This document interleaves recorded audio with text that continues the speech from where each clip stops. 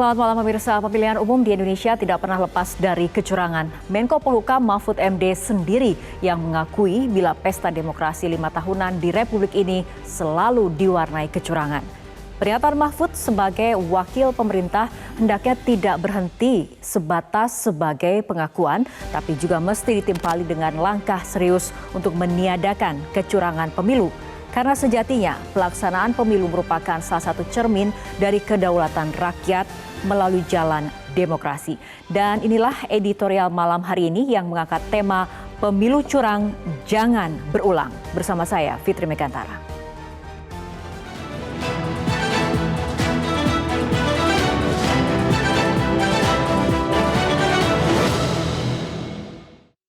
Pemilu curang jangan berulang.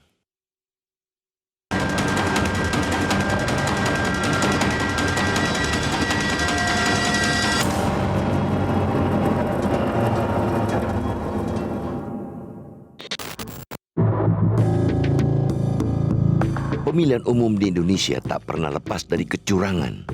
Menteri Koordinator Bidang Politik, Hukum dan Keamanan Menko Polhukam Mahfud MD sendiri yang mengakui bila pesta demokrasi 5 tahunan di Republik ini selalu diwarnai kecurangan, termasuk dalam 5 kali penyelenggaraan pemilu terakhir. Karena yang mengatakan itu seorang menteri yang mengkoordinasi bidang politik dan hukum, tentu kita bisa berasumsi bahwa pernyataan tersebut benar. Bukan omong kosong atau sekadar tuduhan tanpa dasar. Pernyataan itu juga mengonfirmasi kecurangan dalam pemilu bukanlah halusinasi. Dalam 5 pemilu terakhir di era reformasi, kata Mahfud, kecurangan lebih banyak dilakukan oleh masyarakat dan parpol peserta pemilu. Pernyataan Mahfud itu sesungguhnya merupakan refleksi untuk segenap elemen bangsa ini agar mewaspadai adanya potensi kecurangan yang sama pada pemilu-pemilu yang akan datang, terutama pemilu 2024 yang 9 bulan lagi bakal diselenggarakan. Namun kiranya Pak Menteri kurang adil dengan tidak menyebut pemerintah atau negara sebagai salah satu pihak pelaku kecurangan. Padahal publik tahu bahwa negara dengan seluruh cabang dan kekuatan yang dimiliki justru menjadi pihak yang paling berpotensi melakukan kecurangan. Bukan sekadar kecurangan yang remeh-temeh dan tiada berpola, melainkan kecurangan yang bersifat masif, sistematis, bahkan terstruktur.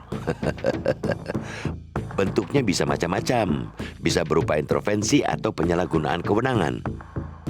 Sebagai contoh saja, kasus suap yang melibatkan anggota KPU demi meloloskan politikus yang menjadi calon legislatif agar ditetapkan menjadi anggota DPR beberapa waktu lalu. Kalau mau jujur, semestinya juga digolongkan sebagai kecurangan yang dilakukan penyelenggara pemilu yang notabene ialah bagian atau cabang dari pemerintah.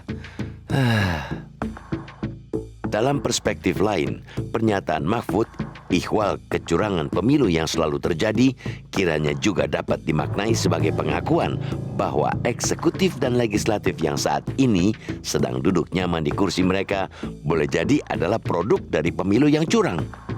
Bukankah logika berpikirnya seperti itu, Pak Menteri? Kalau ya, berarti publik semakin setuju dengan kecurangan dalam pemilu.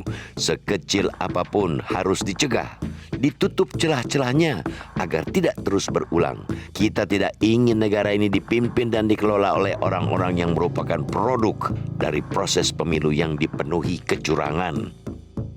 Pelaksanaan pemilu merupakan salah satu cermin dari kedaulatan rakyat melalui jalan demokrasi.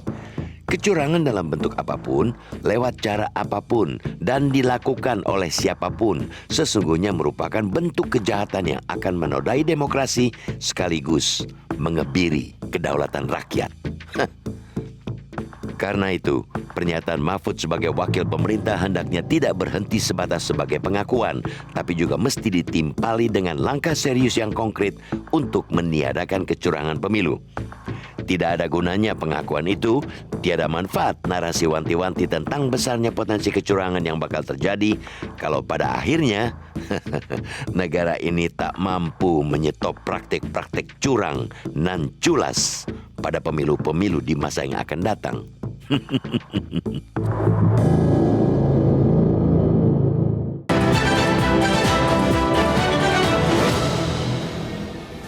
Dan pemirsa sudah bersama saya saat ini untuk membedah tema editorial malam hari ini anggota Dewan Redaksi Media Group Gaudensius Suhardi. Selamat malam Bang Gaudens. Apa kabar ya Bang Gaudens? Baik. Baik.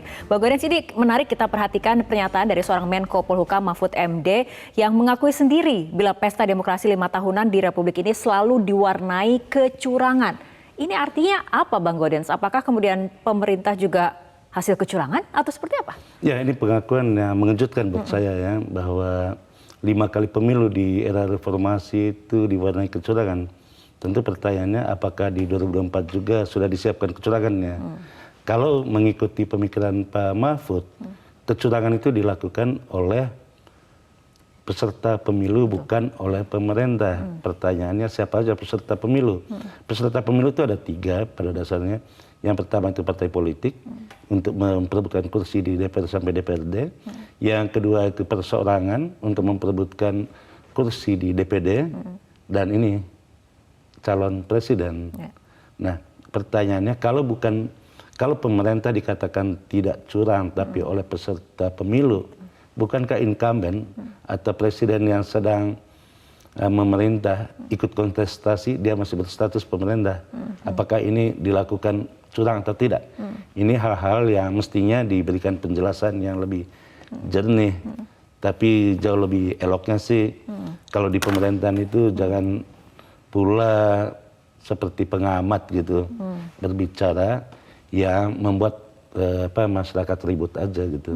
Dan ini kemudian keluar dari seorang menteri yang mengkoordinasikan bidang politik dan hukum yang tentunya mungkin masyarakat juga jadinya berasumsi bahwa pernyataan tersebut benar adanya seperti itu ya Bang Gauden? Benar adanya dalam pemahaman bahwa Mahfud itu karena dia di posisi strategis, Menko Polhukam tentu dia mendapatkan data-data yang sangat akurat oleh bawahannya.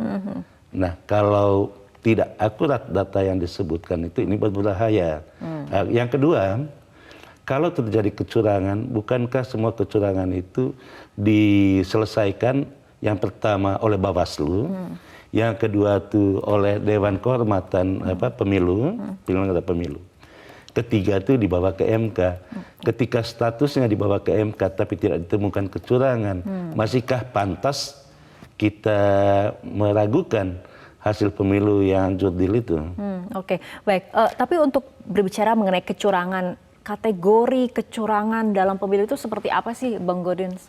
Ya, kalau di dalam teori, kecurangan pemilu yang sistematis, terstruktur dan masif itu hanya bisa dilakukan oleh kolaborasi antara peserta pemilu dan aparat pemerintah gitu.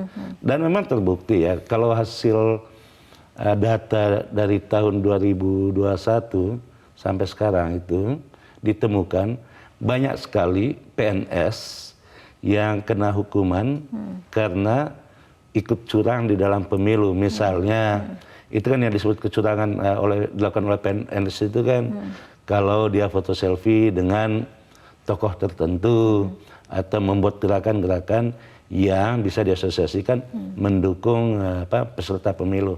Hal-hal yang tidak boleh dilakukan karena PNS itu menurut undang-undang ASN itu harus bebas dari intervensi politik gitu. Oke, baik, kita juga akan membedah lebih mendalam mengenai pernyataan dari Mahfud MD sendiri dan kemudian apakah ini berimplikasi bahwa pemerintah yang sekarang juga merupakan hasil produk dari kecurangan atau seperti apa Bang Gaudens. Tapi kita ikuti jeda berikut terlebih dahulu.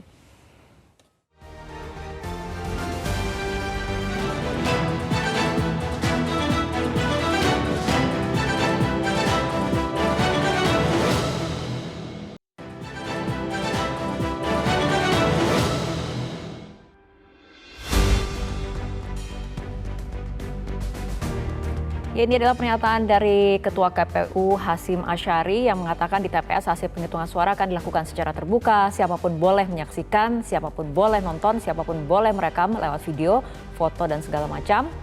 KPU juga melakukan verifikasi apakah hitungannya sudah benar atau tidak. Kita publikasikan apa adanya senyatanya kalau memang salah supaya publik tahu bahwa ada hitungan yang salah. Ini respon mungkin dari pernyataan Menko Polhukam Mahfud MD seperti itu, Bang Gaudens, tanggapannya. Ya betul sekali, ini pernyataan dari Ketua KPU kepada pers terkait dengan pernyataan Mahfud. Dia mengatakan bahwa kecurangan itu kecil sekali kemungkinan terjadi. Tetapi apa iya seperti itu. Ini kan harus ditunjukkan. Jangan sampai, yang paling penting itu jangan sampai masyarakat menganggap 5 kali pemilu itu curang dan akan terjadi kecurangan lagi pada pemilu selanjutnya. Jika persepsi seperti itu yang terbangun oleh pernyataan Mahfud, ini sangat disayangkan karena tidak baik buat demokrasi. Oke, kembali pada pernyataan Menko Polhukam atau Mahfud MD juga yang menyebut bahwa kecurangan pemilu pasca ataupun di era reformasi ini tidak melibatkan pemerintah, terutama dalam 5 pemilu terakhir. Ini bagaimana Anda membacanya? Ini seperti kontradiktif atau bagaimana, Bang Gaudens? Ya, pernyataan Pak Mahfud itu kan tidak melibatkan pemerintah seperti di Orde Baru, tetapi kecurangan itu dilakukan oleh peserta pemilu. Tetapi jangan lupa, incumbent itu masih memerintah pada saat terjadi kontestasi. Apa maksudnya? Apakah yang dinyatakan oleh Mahfud mau mengatakan bahwa incumbent itu juga melakukan kecurangan? Tentu kan tidak seperti itu ya. Oke, baik Bang Gaudens. Selanjutnya kita akan melihat apa kemudian yang menjadi pola pikir ataupun pendapat dari para netizen yang ada di media sosial. Kita akan tayangkan dari @Mahendra Sembiring yang mengatakan kalau ngomong curang buktikan saja dengan fakta, itu pelanggaran berat, jangan hanya ngomong belaka. Kemudian ada juga datang dari @ika_cita_himawan, tidak ada yang curang, cuma mereka yang kalah yang menciptakan opini bahwa pemilu yang lalu curang. Oke, ini menarik ya mungkin pendapat-pendapat dari netizen, Bang Gaudens. Ya, betul sekali. Tentu yang diharapkan oleh masyarakat itu ketika Menko Polhukam yang mengatakan 5 kali pemilu itu curang, mestinya dengan kewenangan yang dimiliki, yang diberikan oleh undang-undang, pemerintah harus mampu mencegah terjadinya kecurangan itu. Tetapi lagi-lagi harus kita katakan kecurangan yang sistematis, terstruktur dan masif berdasarkan kalau kita membaca hasil putusan Mahkamah Konstitusi di dalam pilkada misalnya, itu hanya bisa dilakukan kalau ada keterlibatan aparat pemerintah. Untuk itu eloknya Mahfud itu mulai mengkampanyekan agar aparat pemerintah tidak cawe-cawe di dalam pemilu 2024 sehingga tidak terjadi kemungkinan adanya kecurangan itu. Oke, agar kemudian ini tidak sebatas pengakuan, kemudian harus ada langkah follow up-nya seperti itu ya Bang Gaudens? Ya, betul sekali. Kalau sekedar pengakuan justru ini akan mendegradasikan penilaian-penilaian yang mengatakan pemilu selama era reformasi adalah pemilu yang paling baik di Indonesia karena dijalankan secara demokratis mulai dari proses sebelum pemilu, pada saat pemilu dilangsungkan maupun setelah pemilu semuanya terbuka dan itu diakui oleh dunia. Tetapi kalau pejabat pemerintah yang mengatakan bahwa terjadi kecurangan dalam 5 pemilu di era reformasi, tentu ini sangat disayangkan gitu. Oke, baik. Melihat situasi saat ini dan kemudian dikaitkan dengan potensi kecurangan di pemilu 2024, Anda melihatnya seperti apa Bang Gaudens? Tahan dulu jawabannya karena kita ikuti jeda berikut terlebih dahulu.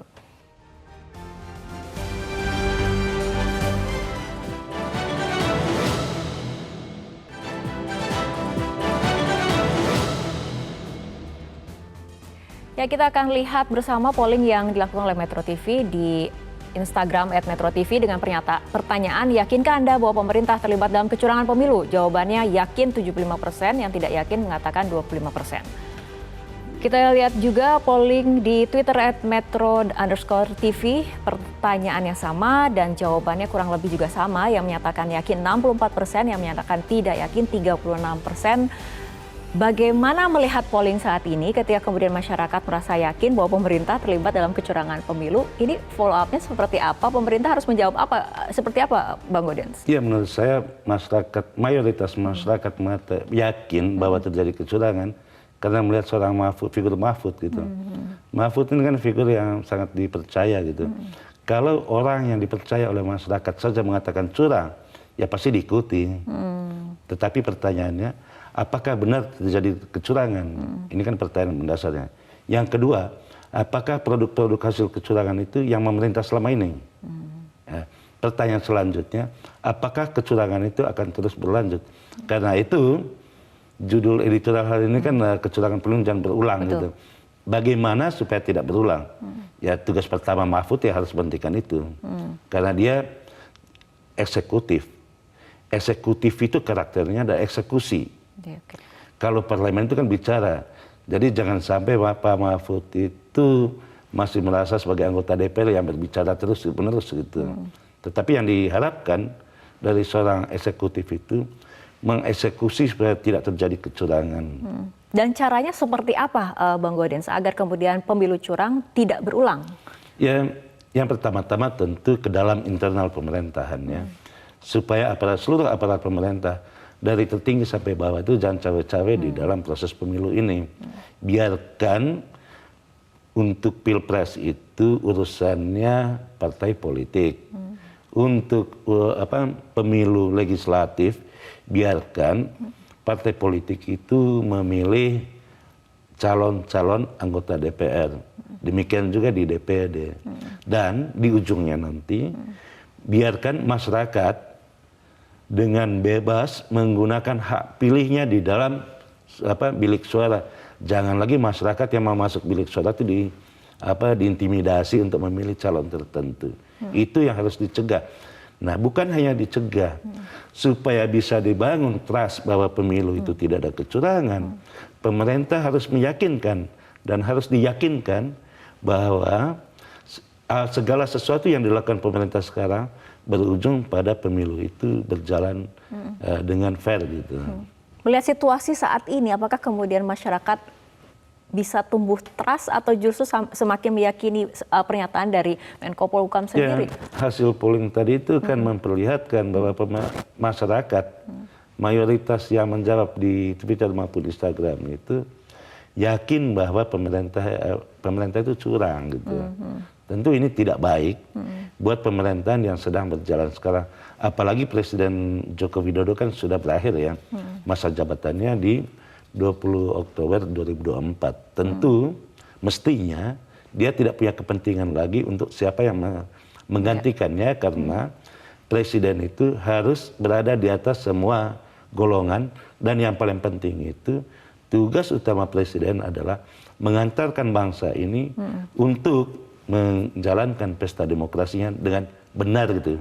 Oke. Nah, mengenai pesta demokrasi sendiri artinya penegasan kembali Bang Gaudens ketika kemudian seorang Menko Polhukam seperti Mahfud MD sudah berbicara merupakan wakil dari pemerintah agar kemudian tidak sebatas sebagai pengakuan, langkah konkret yang paling terdekat yang harus dilakukan seperti apa, Bang Gaudens? Ya, Menko Polhukam itu kan punya kewenangan ya.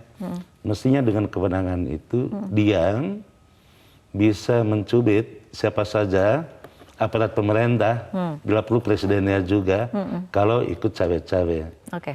Itu yang pertama. Yang kedua, dia harus memberitahukan kepada penyelenggara pemilu, di sana itu ada KPU, ada Bawaslu, dan ada Dewan Kehormatan, untuk tegak lurus pada aturan perundang-undangan. Oke, baik, kita harapkan negara ataupun pemerintah ini mampu menyetop praktik curang dalam pemilu, terutama di pemilu 2024 yang paling terdekat seperti itu ya, Bang Gaudens. Dan harus membangun trust terhadap pemilu, itu yang paling penting. Oke, itu yang paling penting. Baik, terima kasih Bang Gaudens telah berbincang bersama kami dalam editorial untuk malam hari ini. Pemirsa, demikian perbincangan kita dalam editorial untuk malam hari ini. Mewakili kerabat kerja yang bertugas, saya Fitri Megantara mengucapkan terima kasih atas perhatian Anda. Selamat malam, sampai jumpa.